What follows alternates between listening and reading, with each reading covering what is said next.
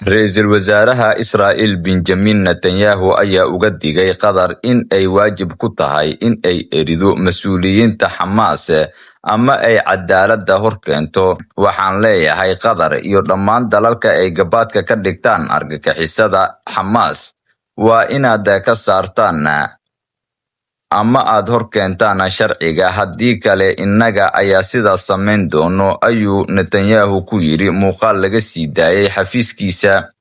Dhankiisa ayaa wasiirka gaashaandhigga Israa'iil Katz wuxuu yidhi siyaasadda amniga Israa'iil waa caddahay, gacanta dheer ee Israa'iil waxay tallaabo ka qaadi doontaa cadowgeeda meel kasta oo joogo, ma jirto meel ay ku dhuuntaan.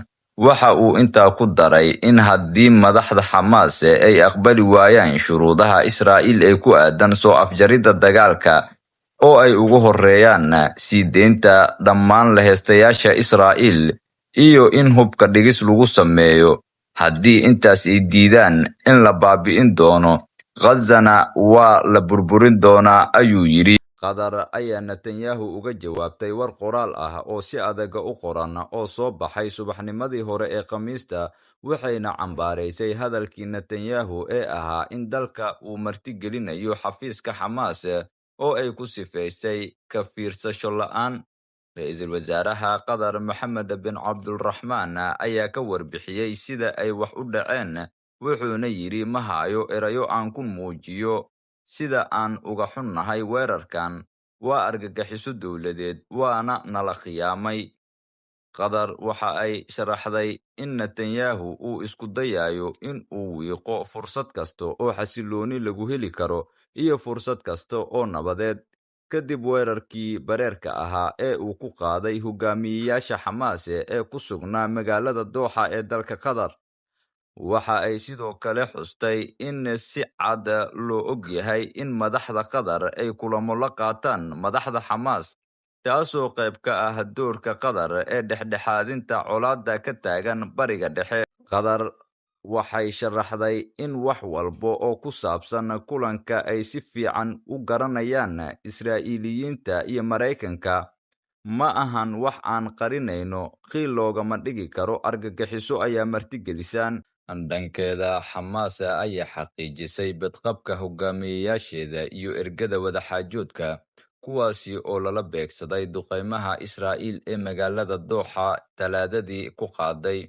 Dhaqdhaqaaqa Xamaas ayaa weerarka ku tilmaamay iskuday khiyaano ah, dembi aad u fool xun iyo xadgudub bareer ah oo ka dhan ah xeerarka iyo shuruucda caalamiga ah.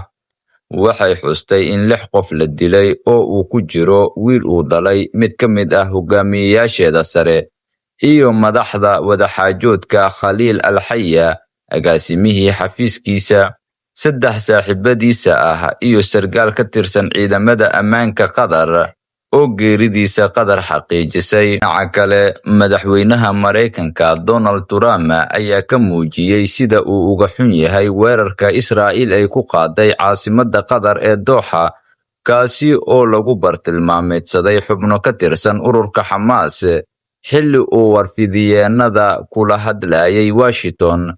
Inkastuu uu ku nuuxnuuxsaday in ciribtirka Xamaas ay tahay hadaf mudan in la raadiyo, Trump ayaa horay ugu adkaystay in Israa'iil aysan siinin ogeysiis ku filan ka hor inta aysan weerarin si ay Qatar uga digtoonaato.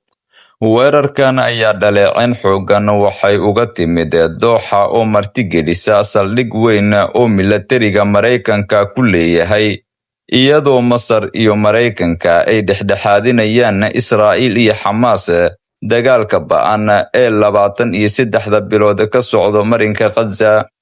Ra'iisul Wasaaraha iyo Wasiirka Arrimaha Dibadda Mohammed bin Cabdulrahmaan ayaa sheegay in waddankiisu xaq u leeyahay inuu ka jawaabo, uuna qaadi doono dhammaan tallaabooyinka lagama maarmaanka ah si uu uga jawaabo. Safiirka Israa'iil u fadhiya Qaramada Midoobay ayaa isku dayay inuu qiil ka bixiyo duqeymaha Israa'iil ay Talaadadii ku qaaday magaalada Dooxa ee dalka Qatar, isagoo yidhi weerarka ma ahayn mid Qatar ku wajahan, balse wuxuu ahaa mid loola dan lahaa Xamaas.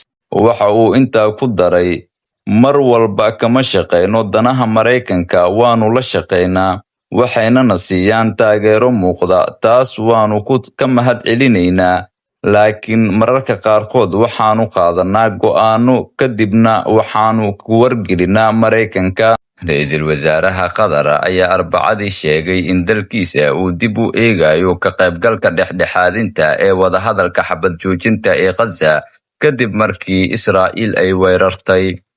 Maxamed bin Cabdulraxmaan ayaa sidaa ku sheegay wareysi uu siiyey CNA, isagoo ku eedeeyay ra'iisul wasaaraha Israa'iil Benjamin Netanyahu inuu waqti luminayo oo keliya.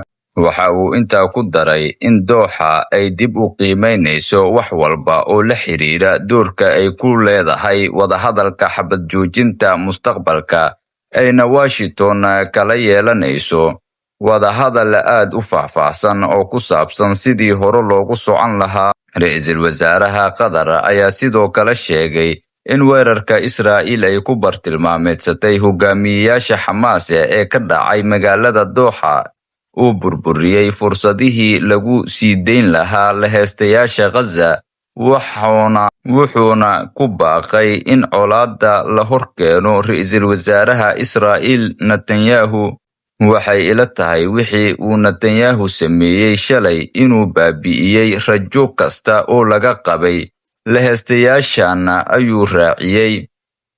Qatar ayaa ahayd dhexdhexaadiyaha ugu weyn ee dagaalka socday ku dhowaad 2 sano, waxaana ra'iisul wasaaraha uu ku tilmaamay joogitaanka Xamaas ee Dooxa mid muuqata. Ra'iisul wasaaraha ayaa sidoo kale la kulmay mid ka mid ah qoysaska laheystayaasha subaxnimadii Talaadada ee Israa'iil ay beegsatay mas'uuliyiinta Xamaas ee dalkiisa, isagoo sharaxay in qoysasku ay ku tiirsan yihiin dhexdhexaadintan oo aysan rajo kale qabin.